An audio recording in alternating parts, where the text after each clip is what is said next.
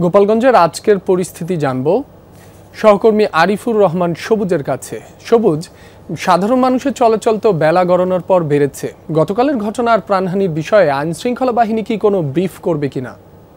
এখন পর্যন্ত আইন শৃঙ্খলা বাহিনীর পক্ষ থেকে ব্রিফের ব্যাপারে কোনো যোগাযোগ করা হয়নি। তবে আমরা নানাভাবে চেষ্টা করেছিলাম পুলিশের ঊর্ধ্বতন যারা রয়েছেন তাদের সঙ্গে কথা বলার জন্য।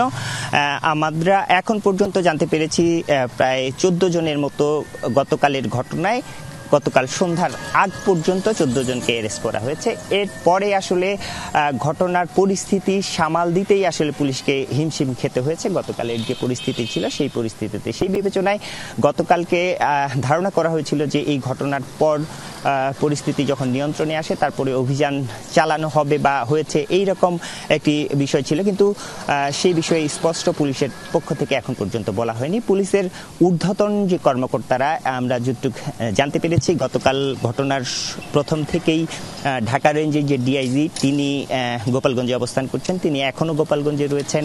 এখানে অফিসার্স মেসে আমরা এখন অবস্থান করছি। এখানে ডিআইজি সহ আরও পুলিশের ঊর্ধ্বতন কর্মকর্তারা অবস্থান করছেন।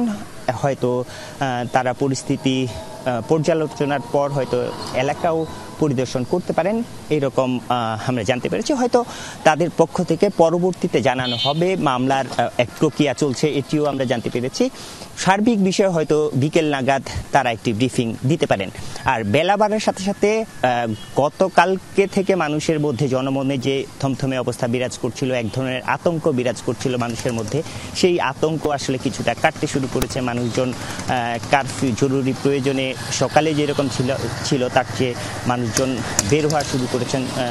রাস্তাঘাটে মানুষের যে চলাচল, সেই চলাচলও বাড়তে দেখেছি। এবং আইন শৃঙ্খলা বাহিনী বিশেষ করে গোপালগঞ্জ শহরের পাশাপাশি বিভিন্ন উপজেলাতে পুলিশের যে মোতায়েন করা হয়েছে, বাড়তি পুলিশ মোতায়েন করা হচ্ছে।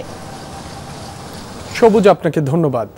মুন্না, আতঙ্ক কতটা কেটেছে? 14 জন আটকের ব্যাপারে আর কি তথ্য আছে আপনার কাছে, একটু বিস্তারিত জানাবেন।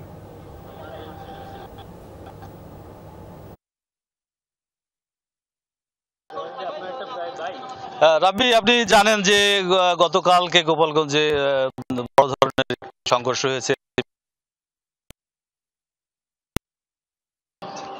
তো সেই থেকে শুরু হয়ে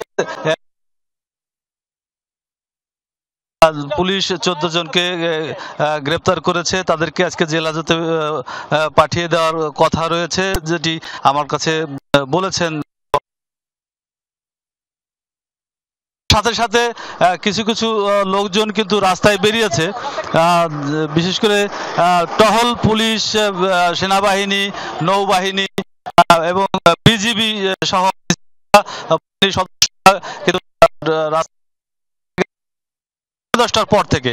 আর এই মুহূর্তে আমি রয়েছি ঢাকা খুলনা মহাসড়কের ঘোনাপাড়া নামক জায়গায়, যেখানে বাংলাদেশ নৌবাহিনীর সদস্যরা তারা মহাসড়ককে খোলা রাখার জন্য তারা কাজ করে যাচ্ছে এবং বিভিন্ন গাড়ি তারা চেক করছে যে কোনো গাড়িতে কোনো অঘটন। এই অবস্থার মধ্যে গোপালগঞ্জে কিন্তু এখনো গ্রেপ্তার আতঙ্ক কাটেনি। মানুষজন যদিও দুই চারজন বের হচ্ছে।